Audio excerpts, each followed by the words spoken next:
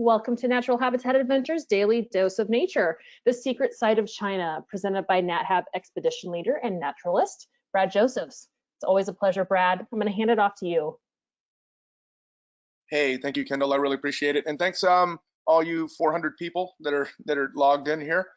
If you know me or if you've been listening to a lot of my webinars, you'll know that I'm these China trips are super important to me and super special. So I'm very proud of them. I'm proud of what NatHab and our team and our local team over there has done, really pioneering an extremely special trip and what I say is one of the world's best kept secrets.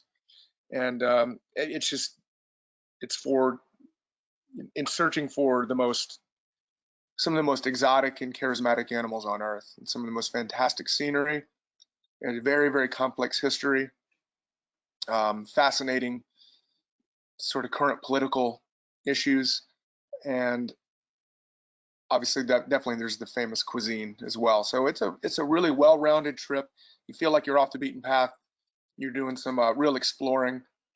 And I think in China right now, especially, it's just getting worse and worse. I mean, for me, as I've fallen in love with China, I've seen it be like maybe the most, I'd say, misunderstood country for Western and European cultures, and the most biased, and as far as what you learn from the media.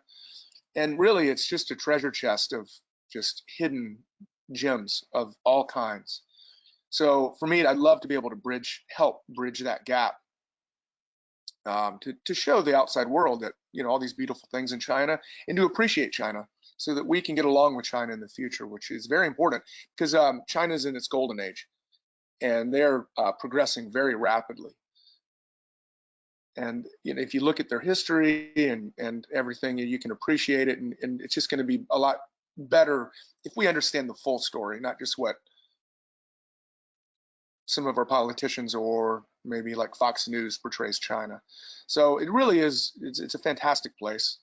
And I think this is a great education. I wish every American and European could take this trip, and I think the world would be a happier place because people would be more understanding and tolerant and appreciative of one of the most incredible cultures on Earth, really. So yeah, so let's just go into it.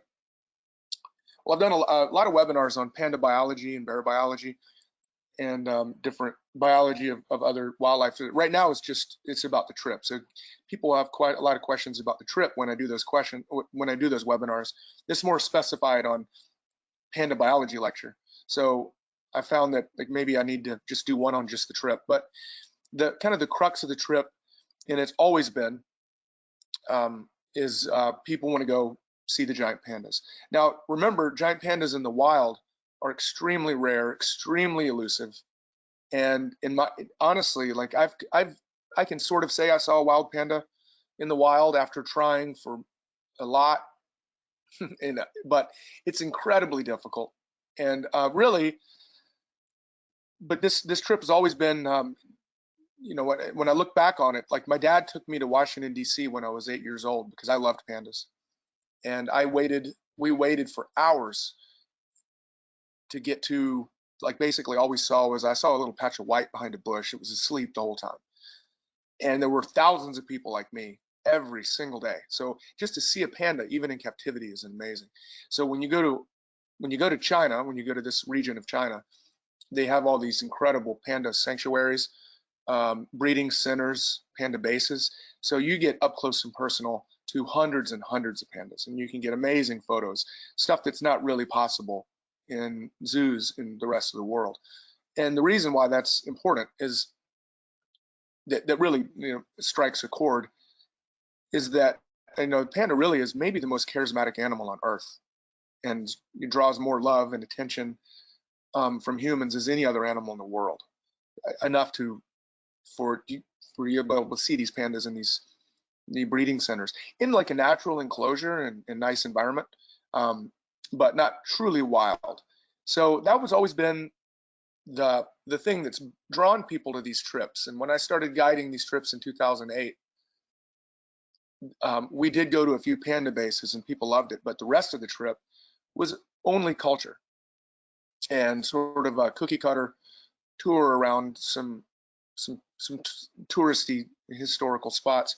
But we've evolved that a lot, and I talked about that in my past webinars. And we've made a trip that really is something that now, that used to be when I first started, people were they did it, they wanted to see it, but they weren't that happy with the trip. Now I'm finding very well traveled people, very well traveled people, say that that was the most amazing trip of their life. And so, and it's not just to see the pandas, there's so much more. You know, the pandas will get your attention and draw you in.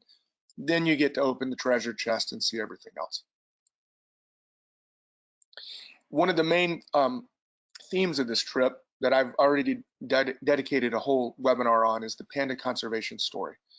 So even though China has a reputation from the rest of the world as being a huge consumer of natural resources and endangered species and those kind of things, ironically, the saving the giant pandas from near extinction as recently as the 1980s has been what, in my opinion, and a lot of other people, the most amazing conservation story in human history. So you can see these ranges, the existing panda habitat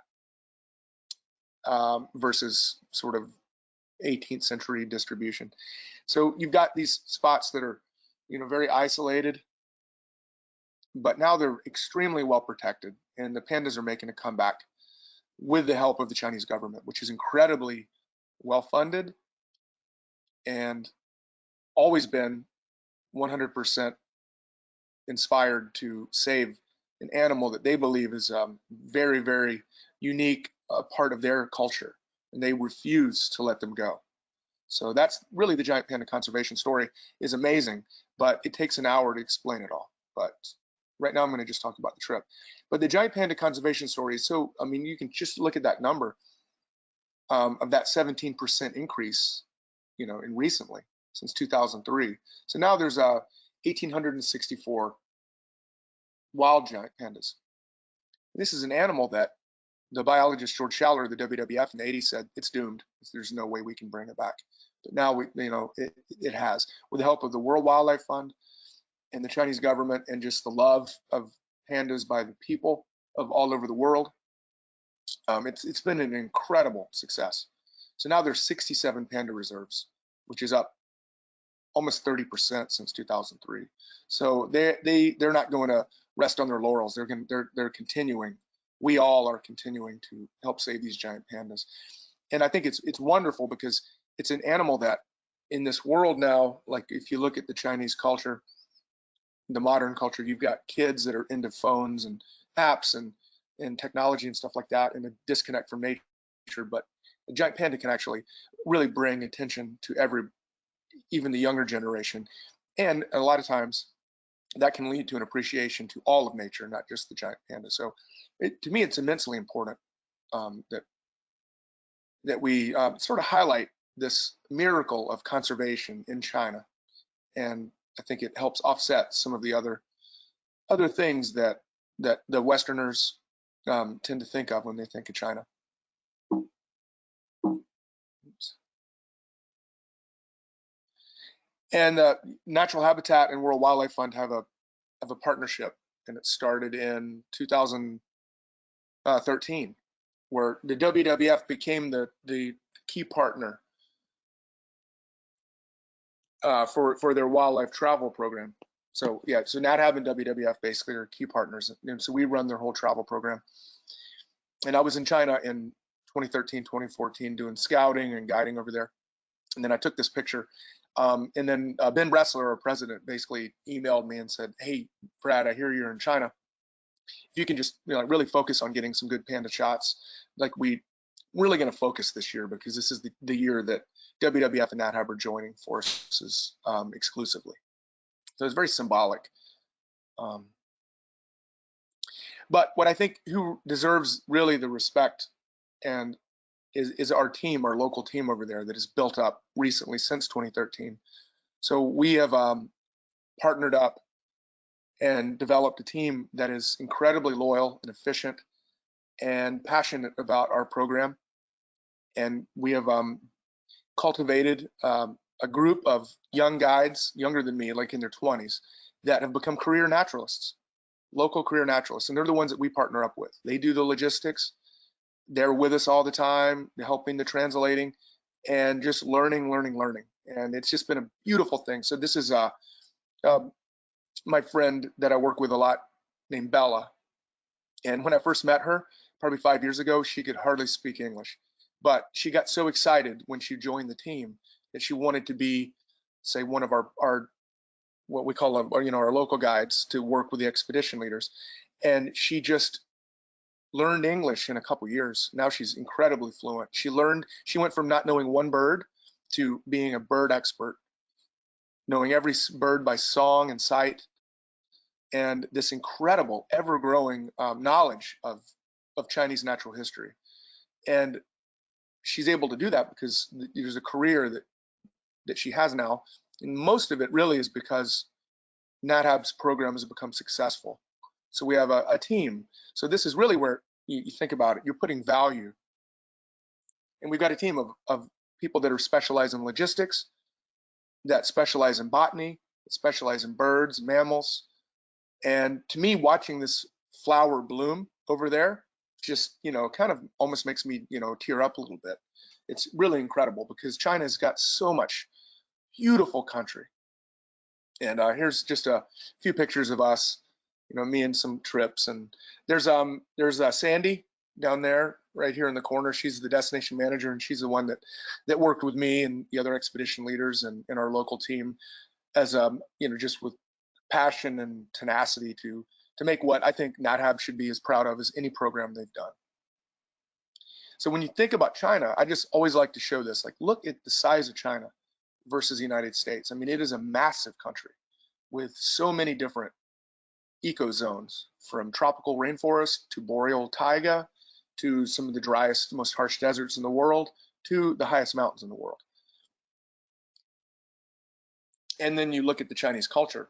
For 2,000 years ago, this is all stuff that China has invented. They invented paper. Paper's pretty important. 2,000 years ago, they figured out how to do printing. They invented gunpowder. I'm not sure if that's a great thing, but they did. The compass, alcohol, another thing that I'm not sure. I mean, mixed feelings on how good that is, but they invented it. The clock, wow.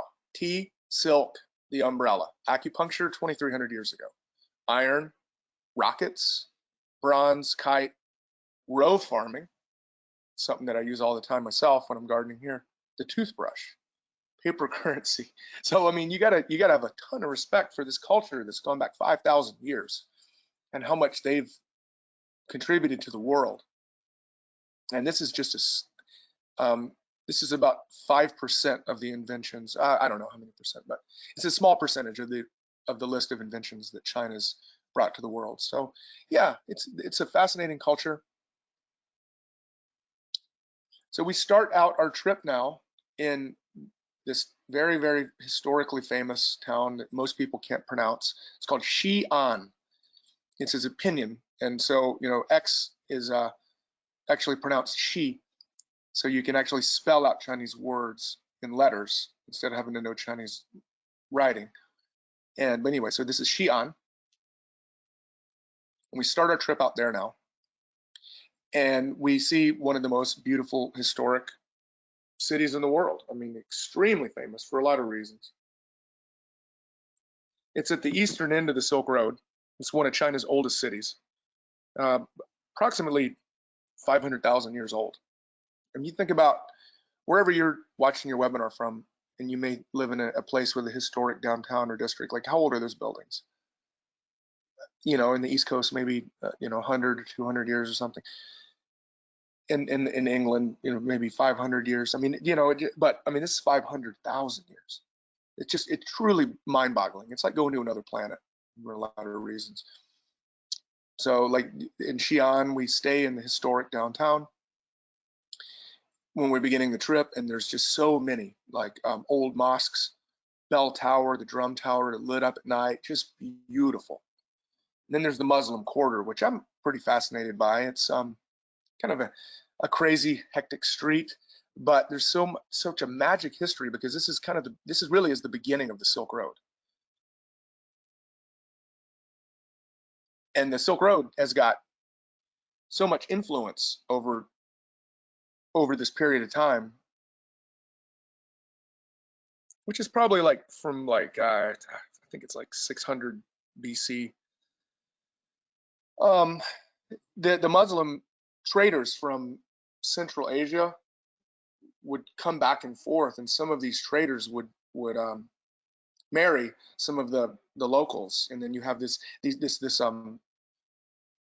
group of Chinese Muslims, but you can see that they're a little bit different in their facial features. And you just think about that history of the Silk Road. It's thousands of years of people going on these tremendous expeditions by horse over the dry deserts to Klamakan Desert, going all the way over through what, back even now, it's an incredibly remote, rugged, vast stretch of land. But imagine what it was like then when you're doing it on horseback. And so, if you can just appreciate that history, and we do go into the history of this in depth of the Silk Road, but just to be at the Muslim quarter and kind of see that there's still these sort of jewels of culture and history that I admire so much are still there. And then we have there is the city wall of Xi'an as well, which is pretty amazing. It's a 40-foot tall wall, which is about 45 feet wide at the top and 60 feet at the bottom. And it goes 8.5 miles with a deep moat surrounding it. So you think back in those days when it was built, and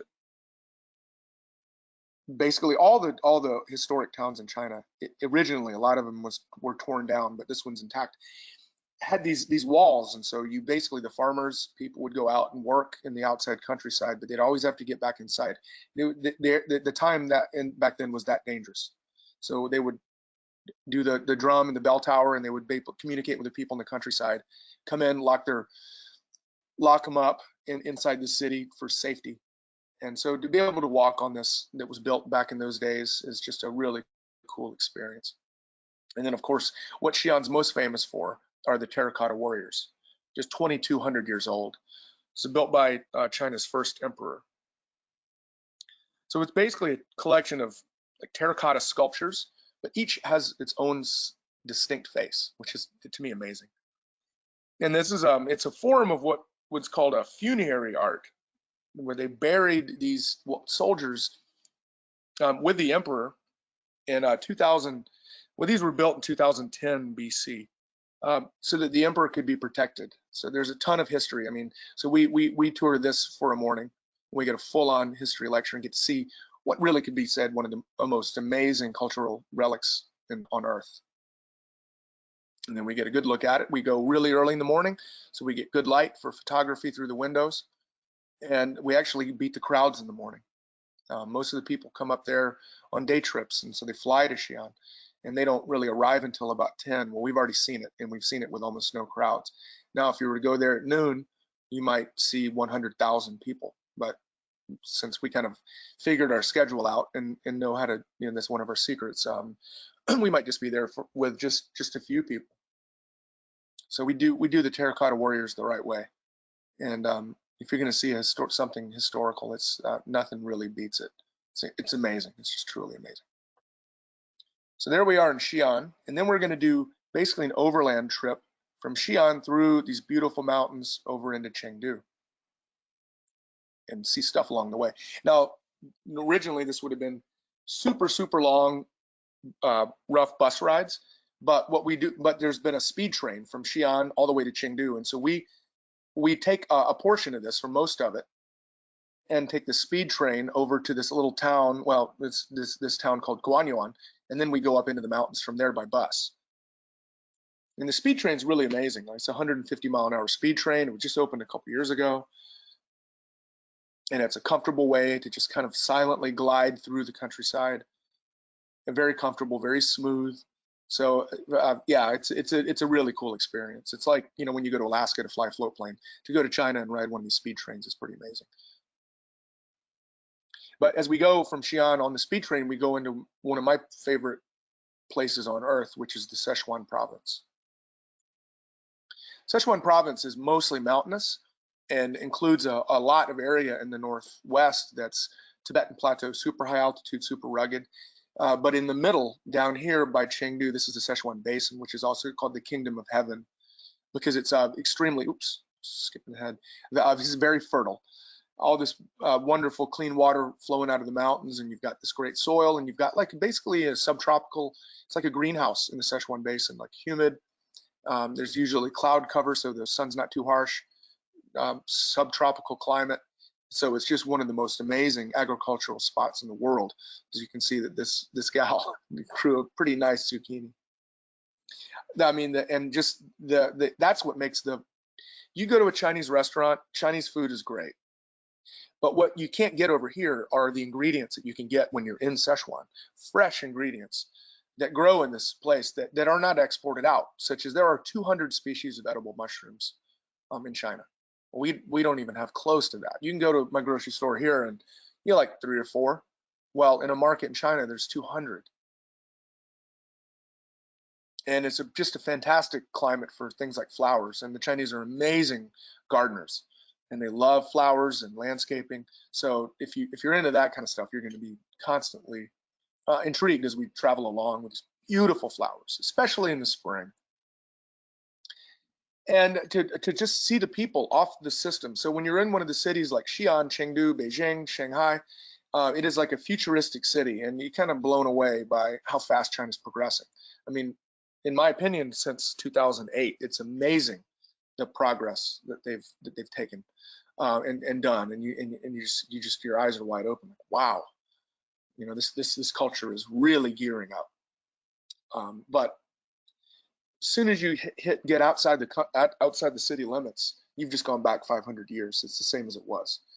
And to see some of these elders, they'd appreciate the fact that we've traveled into the kind of the back regions where people don't normally go.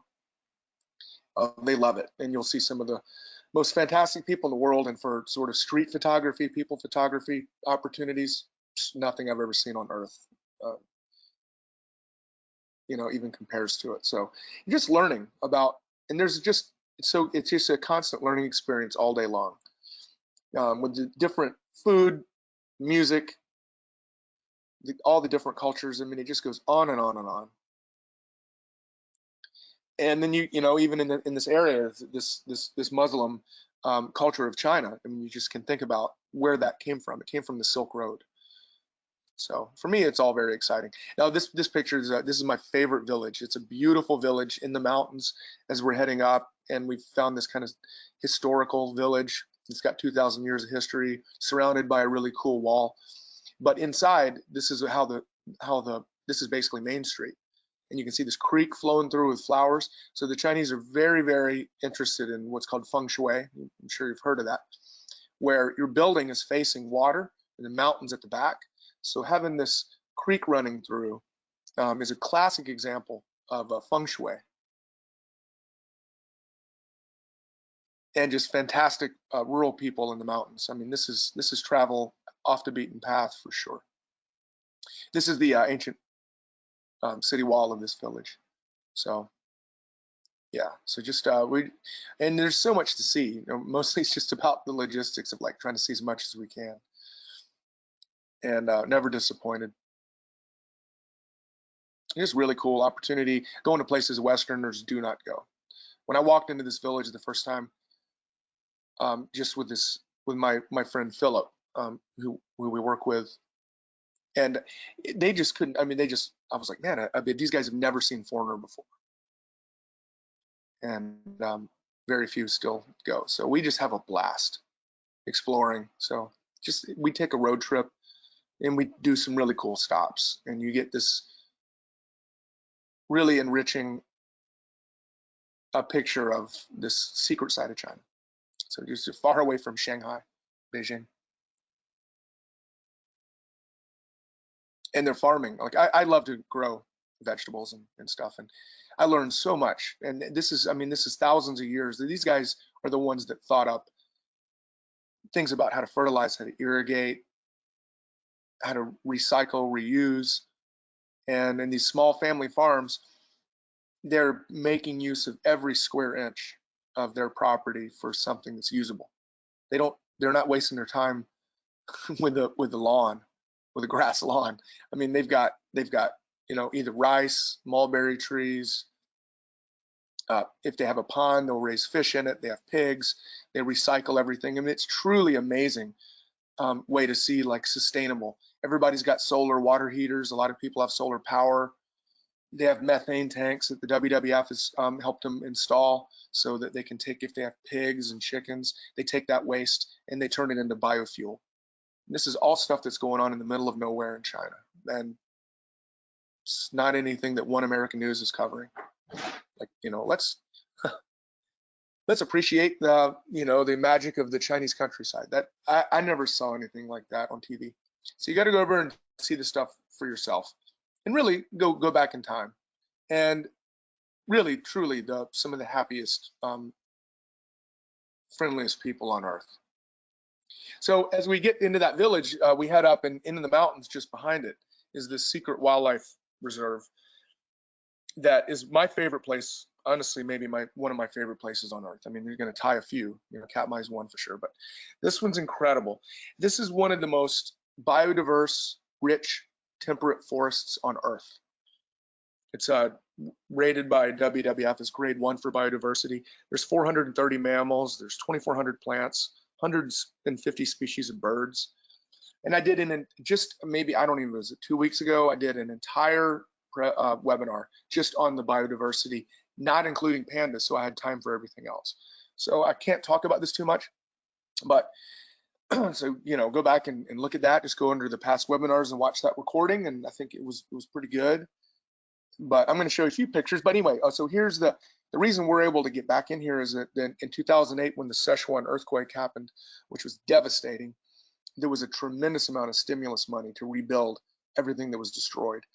And so the government would, basically built this hotel in this wildlife reserve. And while it's not going to be the nicest place you've ever stayed, it's definitely clean and comfortable and quirky, and then set in this gorgeous place where there's basically after dark, there are actually takin, river otters, hog badgers, all kinds of animals that we can actually see just walking from one of these chalets that we stay in over to the main area to eat dinner. I got my headlamp there because you never know what you're going to see just in the grounds of the hotel. And then we also have gotten an amazing relationship with the local staff and the rangers there, who really appreciate us coming. We're the first group of foreigners to ever go. Now there's a couple like specialized birding groups, so there's a few groups that go every once in a while, but we're in there 8 times a year, and they love it. And so we know all the rangers, and this is where we've really been able to learn the secret ecosystem that's not published in books. It's in the minds of these local rangers, and it's just awesome. And here's some panda poop. So they're definitely it was set aside. Tenjiao was this wildlife reserve was set aside in 1960. Yeah, in the 1960s for panda conservation. And they're definitely there's 60 pandas in the reserve. And so it's incredibly difficult to see them. But just to know you're in panda country is magic. And so eventually we will see a panda. There's been a couple sightings on our trips of wild pandas, but it's just getting up into panda country and then seeing all the amazing animals that survive under the conservation umbrella of the panda conservation, such as this giant takin. And I'm going to fly through these because I just did a webinar specializing on that, and I don't want to run out of time. I'm already a little slow today. So yeah, so these are just amazing images of an incredibly rare, beautiful animal called a giant takin, or the Szechuan takin, golden takin. Reeves muntjacs, they're just grazing around the hotel at night. This is just another animal that's fairly endangered in Asia, very difficult to see in the wild, but here's good numbers of them. Here's just another sorrel, tufted deer, wild boar, goral. Check my other webinar if you want to know more about this stuff. And then just all around there are things like Tibetan macaques, which they call old man in the mountains. which is a beautiful mountain macaque, which is similar to like an African baboon with a short tail on the ground, huge teeth, very, very charismatic, and easily they get along with people in the area around the hotel and stuff like that. So make for some fantastic primate wildlife photography that we do like usually in the middle of the day. So yeah, big rushing, roaring rivers. This is a rhesus macaque. It's another species of macaque that resides in the reserve. Also golden monkeys. We'll talk more about golden monkeys. We don't see them very often in this reserve. We have a few times, but we go to a place better, so I'll talk about that later. Moon bears, we've had probably 15 moon bear sightings in the last 3 years. Wild Asiatic black bears. So that's incredible. And then just a whole host of other really cool animals that we see. We do night walks. We see civets over here on the top right, leopard cat, yellow-throated martin, hog badger. So for mammal lovers that love rare mammals, it's fantastic. And for birds, it's incredible. Like the golden pheasant, it's one of the most beautiful birds in the world. We find them in the wild, just stunning. I'm just flying right through this. Then other birds. I got a hoopoe up at the top right, and we've got the great tit below it, the brown dipper, which these dippers, our dippers feed mostly on insects, but these guys actually, as you can see by this picture, go after fish. It's a songbird that dives underwater. And then one of my most beautiful favorites, I love it. They're actually very common, but the red-billed blue magpie with this gorgeous long tail, bright red beak. Red-billed leothrix, fantastic bird, common, fantastically beautiful. Huge diversity of amphibians and reptiles. Sorry. And then amazing water. So they get a lot of precipitation here. Is that humid air from the Szechuan Basin comes up and hits the mountains. So you're on the rainy side.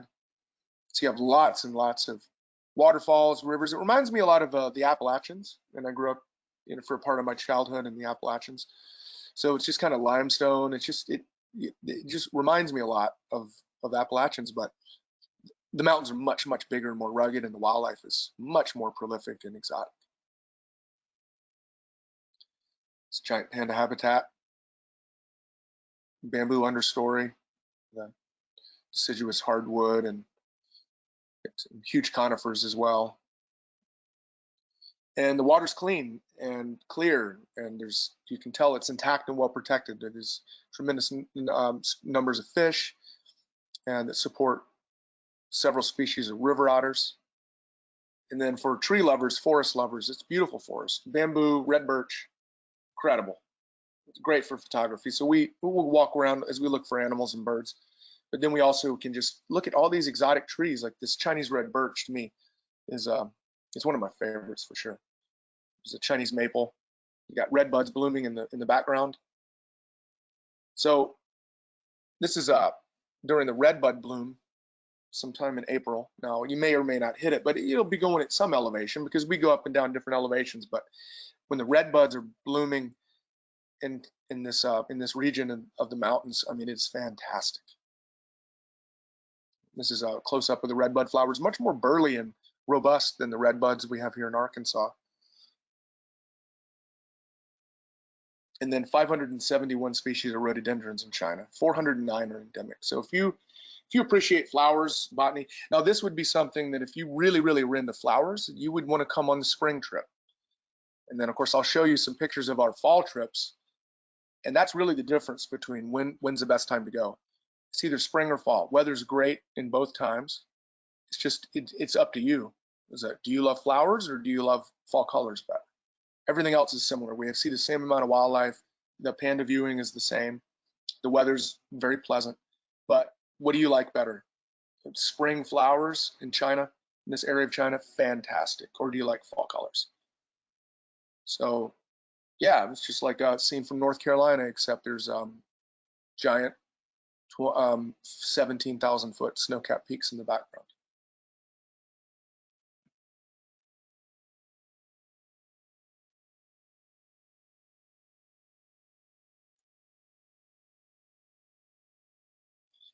Yeah, rhododendrons, azaleas, redbuds, and then of course there's the fall, which you have the tamarack trees, which are larch, which is all the yellow trees there.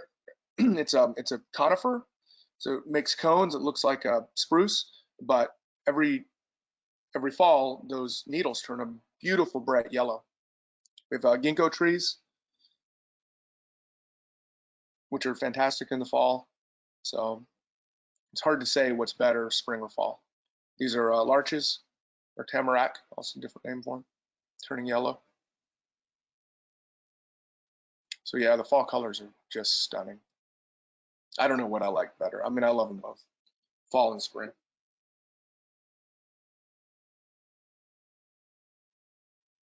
When we get up into higher elevations on both seasons, we'll often get snow, a little bit of snow.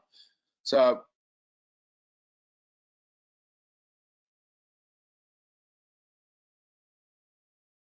so many different species of trees. And basically, there's these old roads that are very restricted and closed off to the public. And so we will basically drive up to the top and then slowly walk down, or vice versa, and look for wildlife in these amazing forests. And you look around and you're like, man, there's a lot of places in China where tourists are packed in places where there's thousands of people, and we're just out in the middle of nowhere. We haven't seen another person for the whole day, other than just the people that we're working with. So you really find that it's just this feeling of you're in a secret kind of unknown spot. So these are just more images from fall, and the fall colors are mind blowing. I love just bamboo and fill up the background with fall colors. So our next stop, we continue our road trip, and we stop at a sanctuary that has golden monkeys that I've talked a lot about in past webinars. My favorite primate on Earth for sure. They live at a lower temperature than any other primate other than humans, and they're just fantastically colored. I mean, most people, almost nobody in the world's ever even heard of them, but their mannerisms, their social structure, it's just incredible to be able to see golden monkeys in the wild. Now, the way we're able to see them, I mean, they're very elusive, but there's been several places in the mountains, and if you know the right people, you can go there, where they have chosen to feed supplemental feeding in the spring and the fall in order to limit the overwinter mortality, which is the biggest problem for these guys, is they run out of food in the wintertime, and that's just a natural thing for them. But because these numbers are so low, they're trying to build back the genetic diversity of these, and also by having them habituated to humans, it allows primate researchers to go in and follow them and figure out what better ways to conserve them. So it's actually a great thing. And so almost every time we've ever been up to see the golden monkeys, and we go to different places based on conditions and what's available and logistics of getting in there. So our itinerary is very flexible. We have to change it on the fly all the time, but we're up there with almost nobody else other than us. And if you've ever seen the movie Born in China, it focuses on pandas. It's a Disney movie. Pandas, snow leopards, and golden monkeys. And once you watch that movie, you're going to want to see golden monkeys in the wild, even if right now you've never heard of them. But it's just a fantastic addition to our itinerary that we added about, I guess it's just like maybe 3 years ago. But one of the coolest wildlife experiences. Like I said, they are coming down to supplemental feeding. But if they didn't do that, you would never see them. You might see them in a spotting scope for a second, but it's pretty amazing. And this image was very, very similar to an image that a Dutch photographer took and got the BBC Wildlife Photograph of the Year award. But just up in this gorgeous mountain forest with fall colors or spring flowers, either one, with these alpine primates. It's as close to being on another planet as you can get.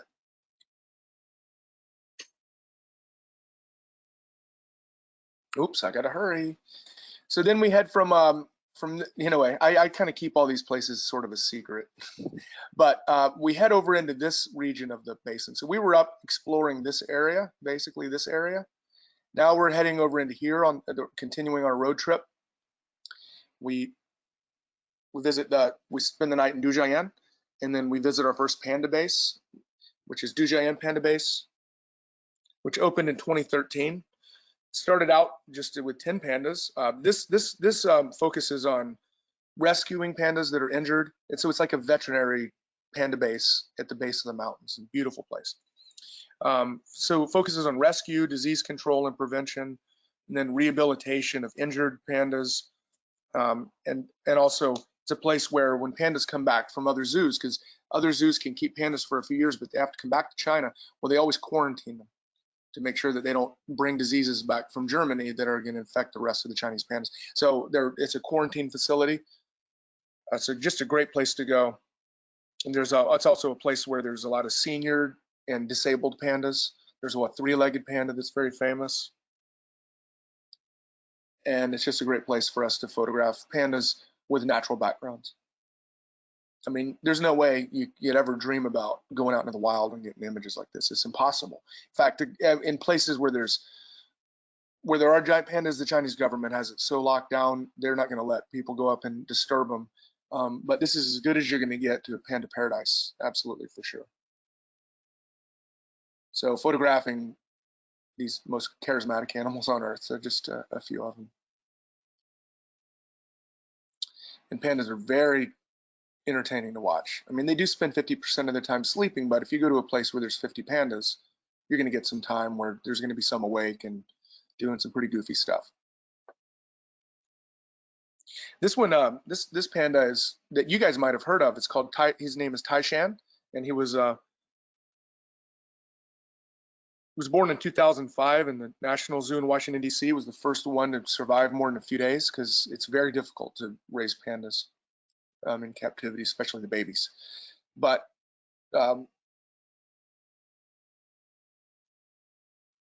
in 2010, China needed Taishan back because China owns all the pandas that you see at the zoo. So I've had people break down in tears because Taishan, when he was born, it became this internet cult following, and people just fell in love with it. To be able to see Taishan again in China, in his sanctuary there, is a pretty big deal. People come from all over the world just to see this panda in this location. So it's pretty neat for panda lovers. So yeah, we just have a blast basically, and get really, really amazing images of these pandas and learn about. There's also a really great red panda sanctuary where there's semi-wild in this big forest enclosure, and we take a and what the really cool thing that we do, there's me on the right, is we do a volunteer program where we can go behind the scenes and help the panda keepers clean the enclosures out and feed the pandas actually that are in the house. Now you may say like, oh, why is the panda in a cage? Well, the panda has a panda house and then a big outdoor enclosure, and they have to clean that enclosure, the outdoor enclosure. So what they do is they feed him inside, and he's in there for a little bit, and then as soon as the enclosure is clean, they let him back out. Also, in the Szechuan Basin in the summertime, not when we go, but in the summer, it gets real hot. So these pandas have an air-conditioned spot to go when they need to. So that's the thing about the cage. But this panda also has a nice enclosure. But when he's inside and after we've cleaned his outside enclosure, well, he starts out outside. We clean the inside the panda house. We clean it. We let him out. And then when he's back inside, we clean the outside enclosure. And then at some point during the day, we actually can hand feed the panda. So this is a special exclusive program kind of that we do as a group, which really is the highlight of the trip for a lot of people.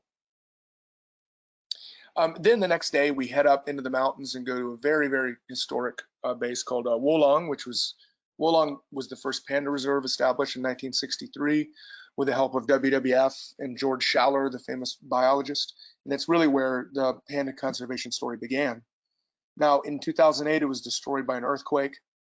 That's a long story, but the base was eventually rebuilt and a road that was safe enough was constructed. And so now we've added it into our itineraries.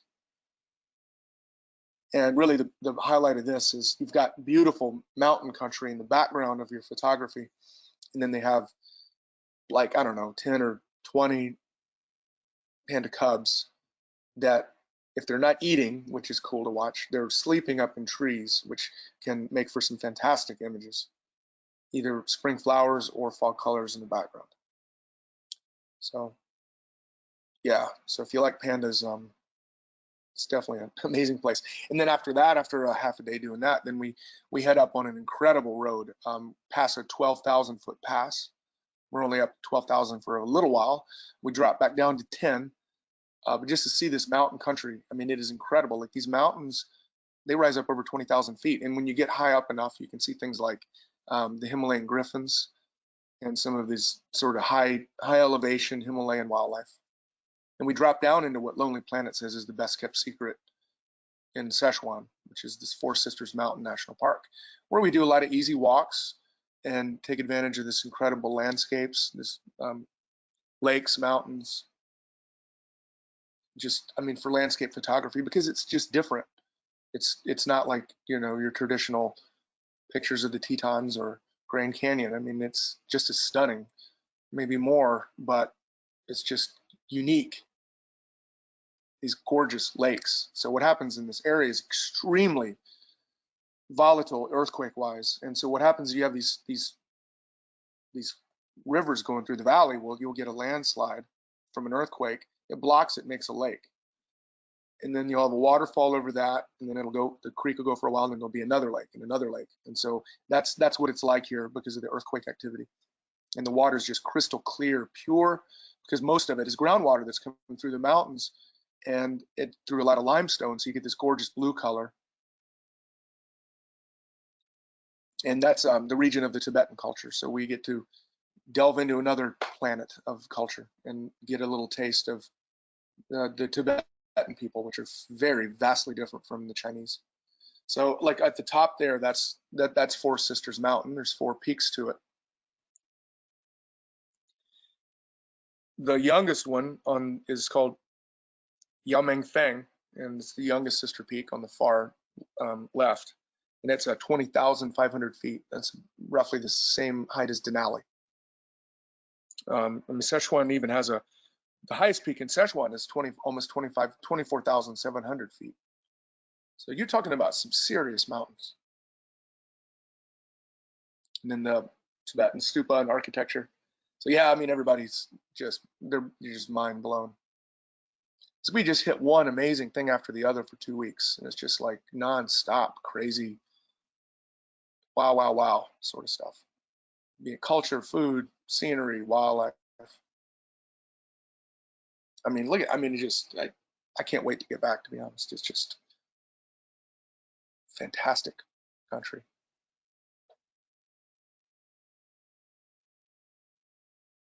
And as we drive back down to Chengdu, we hit another panda base called Panda Valley, which specializes in mostly rehabilitating captive pandas into the wild using these semi-wild enclosures. But they're not anything open to the public. I mean, these are pandas that are locked away in this big area of forest, and they're letting that panda get used to being in a forest. So that's the main, that's the you know, the kind of final chapter of the panda conservation story is they've already built up numbers of captive pandas, but now they have begun to release pandas into the wild. Panda Valley. So, but it's a small base, very rarely visited. We may only see 10 different pandas at this base, but we've got them to ourselves, and it's just another place to photograph pandas at the end of the trip.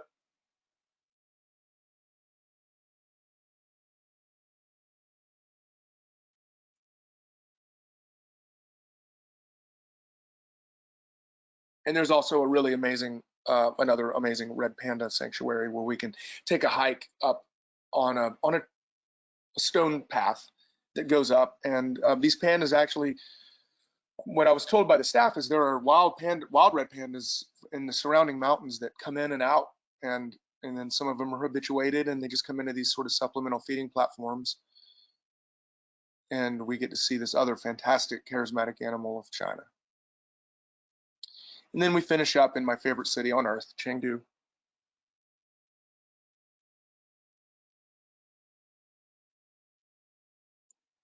So it's a it's an amazing city where seems very futuristic, but there's some truly awesome historical jewels. It's known as the Brocade City. So 2,000 years ago, where the silk originated. Szechuan was just a really great climate for the mulberry trees, which feed the silkworms, and the water of the Jin River, called Jin River.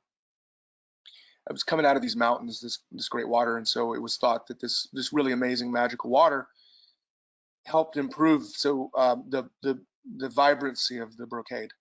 So it's very famous for that. And this is the Anshun Bridge. It's basically right next to the hotel that we stay at, the Shangri-La. It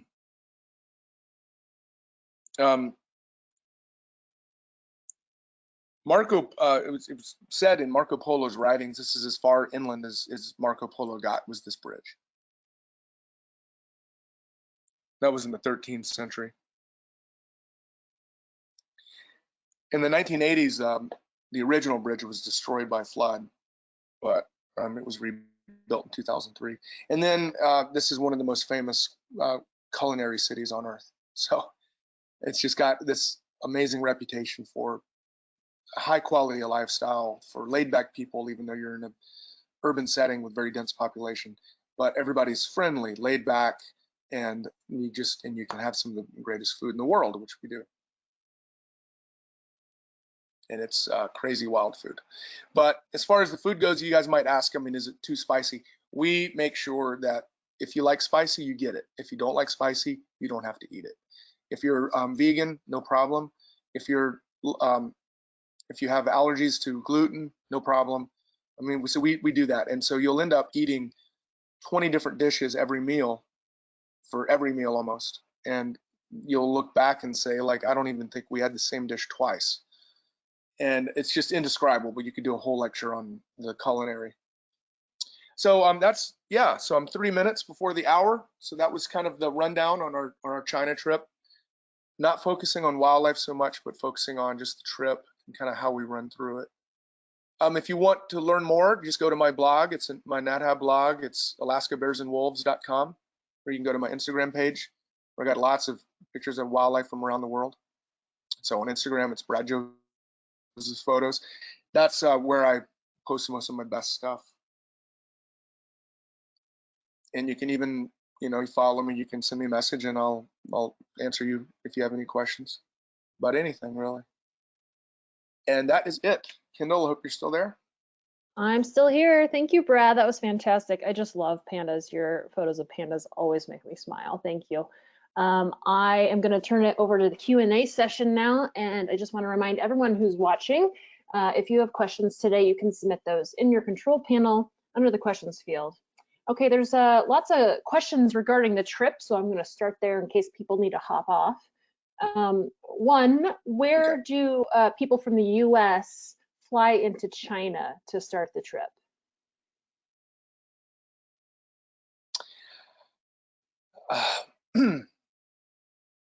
That's complicated. It's just going to be like LA, San Francisco, Seattle, Chicago. There's all these major cities. We'll go to somewhere like Shanghai, Beijing, and then you just connect.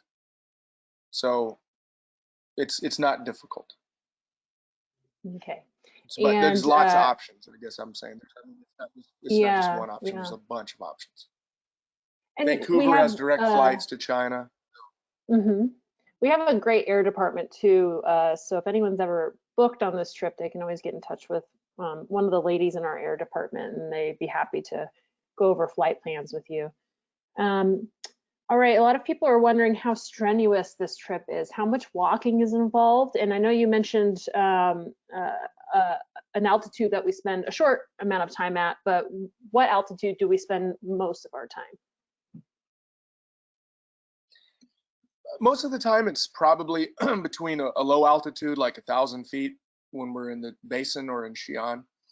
And then we get into the mountains, and most of that wildlife stuff that I was showing you is around 6,000 feet. Then at the very end, we do spend a couple nights up at 10. and we do some activities between 10 and 12. But we are we've never had a problem with altitude because we progress slowly up there, and we're spending the night at a lower altitude than we're doing our daily activities. So it's truly amazing, the people that have showed up on the trip with concerns and physical limitations, and we've never had a problem other than maybe some folks get a little bit of a headache. And then we've got a plan if anybody began to have a problem. It's really fast to go downhill. I mean, you're just right on the edge of the mountains. So it's not like you've flown into somewhere in the Himalayas and it's going to take you a week to get down and you have to have a hyperbolic chamber. It's nothing like that. So really, I mean, the altitude shouldn't be too big of a deal. Now, as far as how strenuous the trip is, it's a pretty easy, really. But, you know, that's relatively, you have to be able to walk. I mean, there's a lot of stairs in China, and you have to be a bit able to walk up and down stairs. But we don't have to go up any like backbreaking hikes to see the wildlife that I showed you. But you have to be able to get in and out of the buses, walk up and down stairs. I think that's the most important thing. And then also just be travel hardy, because we have kind of developed this trip, I'd say as a moderate trip, mostly because we cover so much ground and see so much stuff. It's just a pretty fast-paced trip with long days, and people that are travel hardy absolutely love it. Now, if people, you know, get tired, we work around it, and you know, we make sure that they're okay. But it's definitely not the easiest trip NatHab does. But it's not like a gorilla trip where if you want to see the gorillas, you have to hike through the jungle for 2,000 feet and down. You don't have to do that. Right, right. And so people have noticed a variety of clothing worn in your photos, and so someone's just wondering, what's the weather like on this trip? What do people need to pack in terms of clothing? So that's a great question. And it would you just feel like if you went to Colorado in the spring? You know, if you're down in Boulder, it might be 85 degrees, and then you go up to a high altitude in Rocky Mountain National Park, and you're going to need fleece and a windbreaker. So the coldest nighttime temperatures at the highest altitudes that I've seen have dropped down to maybe 10 degrees, but as soon as that sun comes out, it heats up to in the 60s. So I think the main thing is that you just need to have layers. That's the main thing. But there will be times where you do need hat, gloves, fleece, thermal underwear, a good warm coat. But that's usually just for small, limited amounts of time. Mm-hmm. Okay. So it's just about flexibility, because we're going between 10,000 feet and 800 feet in a subtropical all the way up to, you know, where it's snowing. Okay. So moving on, there's a question about pandas and the coloration they have. Someone's wondering specifically if the black around their eyes serves a purpose. That's an awesome question. Well, one of the results of that coloration of around the eyes is it's become one of the most charismatic animals in the world, because there's something that humans are drawn to, big eyes, just like cartoon characters almost. So that's something that if pandas didn't have those, I don't think that they would even be around today. Because to conserve the pandas has been a $20 billion project that China's undergone. But they've been important enough because we find them so charismatic. But the panda evolved in an area where you had tigers and brown bears and black bears and wolves and things. So it was a harsh environment. And bears operate on body language, and one of the ways a bear will try to intimidate you is to stare at you. So it's thought that having those big eyes makes that panda look more intimidating. So it's kind of ironic that it's more of an intimidating feature, but humans have characterized it as being so cute that they just can't get enough of them. And then also the black and white, it's thought to help them kind of break up in the shadows in their natural habitat, which is shadowy places where there's, you know, often snow on the ground, and so it's difficult to see them. You know, you got snow and shadow. I mean, when you're black and white, you can kind of blend in, and it breaks up your shape. Okay, when we visit the places that are more off the beaten path, someone's just wondering how the locals react to our group.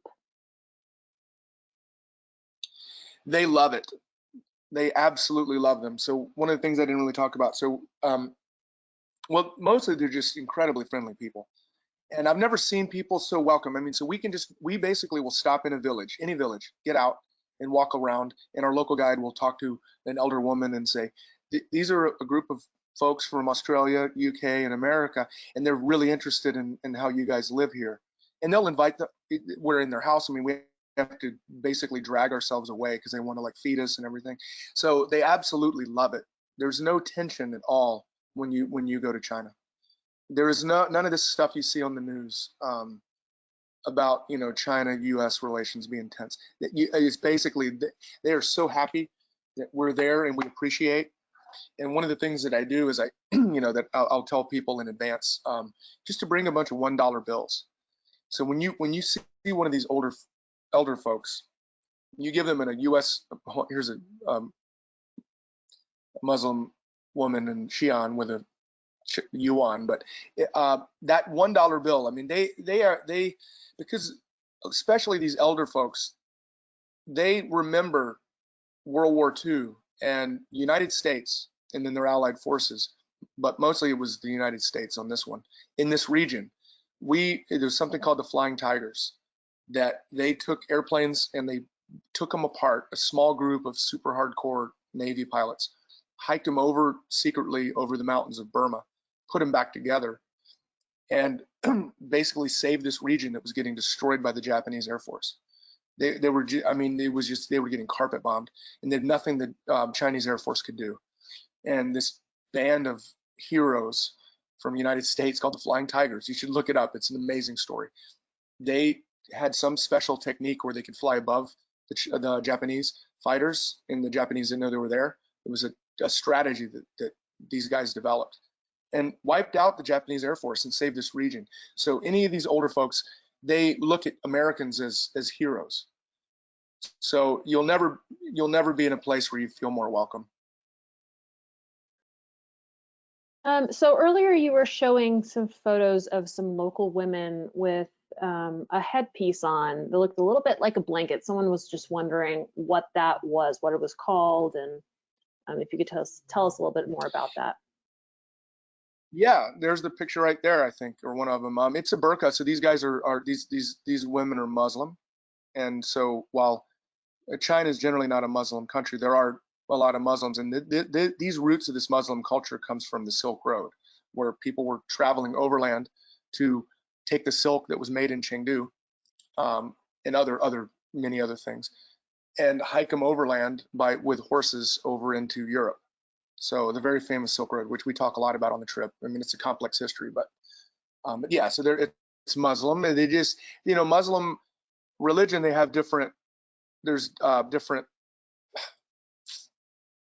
I guess say in the rules based on which area you're in, and so some of the Muslim women, like in the Middle East, they have to wear a burqa that covers up half their face. Well, in Asian Muslims, in China, and then in Malaysia and different places like that, they have to wear a headscarf, but they don't have to cover their face up. So that's what that is.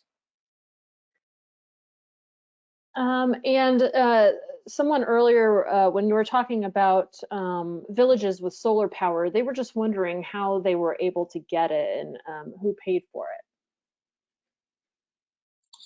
it. Well, a lot of the Chinese government will subsidize a lot of that stuff. Like every single street light has got a solar panel on it, but every house has a solar water heater, which is pretty amazing. And I think in progressive places like, say, Boulder, Colorado, or California, maybe Arizona, that's common, but the rest of the United States, it isn't. But when you go to China, you'll look, every single roof has a big huge black barrel that with a panel on it, and that's solar water heating.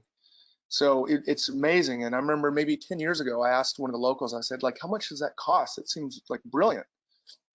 And it's like, it's $400. It's just a tank with a panel, and the panel's got these black tubes, and the water goes and sits through there, and it heats it up really, really efficiently. So it's just like solar water heating. So some of that stuff is going to be the Chinese government will go in and subsidize stuff for the village. Yeah, some of it just the residents make, because paying $400 for a solar water heater on your roof to have free hot water is cheaper than doing what we do in the States. Mm-hmm. Okay, final questions I'm going to take today are about the golden monkeys. I'm going to combine them into one. How large are they? And can you talk a little bit about their blue faces and if there's any purpose behind that? And when's the best time of year to see them? How big are they? About maybe, sitting down on they're maybe 2.5 to 3 feet tall, maybe 50 pounds.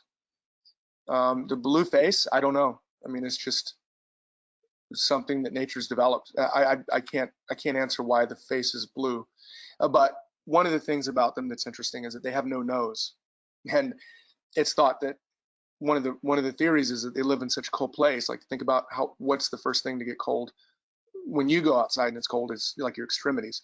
So they don't have a nose. Maybe that's the reason, but they just have nostril openings. The best time to see them, there's not really a best time. I mean, in the spring and the fall, I would say it's equal. We have equal chances of seeing them in our spring trips and fall trips, and they are incredible to see. Mm-hmm. They are absolutely fantastic in your photos, and I'm going to call it there with the questions. And I just want to thank you for sharing all of your beautiful photos and your insider knowledge of China. This was a wonderful way to end our week. So thank you so much, Brad. I'm going to turn it back over to you for any closing comments you want to make. Yeah, just once again, thank you guys. And I just think that right now is a time as important as ever to try to understand China and appreciate China for what it is, and learn how to become friends. So I think that every time that we take groups over there, we're like ambassadors. And so any of these conservation measures that they're taking, or this appreciation for wildlife, which is developing as they become richer and can afford to conserve nature and wildlife, is that when we go in there, it's a big shot of financial support and also just appreciation, to where they can think back and say, wow, it's a good thing that we're protecting these places, and we're getting, now foreigners are coming in for the first time to see our beautiful place, and it makes them proud. And so it's just better. I mean, I'm always just a person that thinks it's just better to be friends with another country than so it's just an incredible experience, whether you get drawn in, you just love pandas and you want to see pandas up close, but this is a great mixture of wildlife, of scenery, of culture, of history, of food, and then just learning about this mysterious country called China. So yeah, I just can't wait till these programs get opened up again and we can go back. So thanks, guys. Thanks for listening. Thanks again, Brad. And I'd also like to thank everyone who tuned in today. Be sure to join us on Monday for our next Daily Dose of Nature. You can find next week's lineup on our website at nethab.com/webinars. And of course, keep an eye out for our Sunday e-news announcement. We did record today's presentation, and we'll have the replay available on our website soon.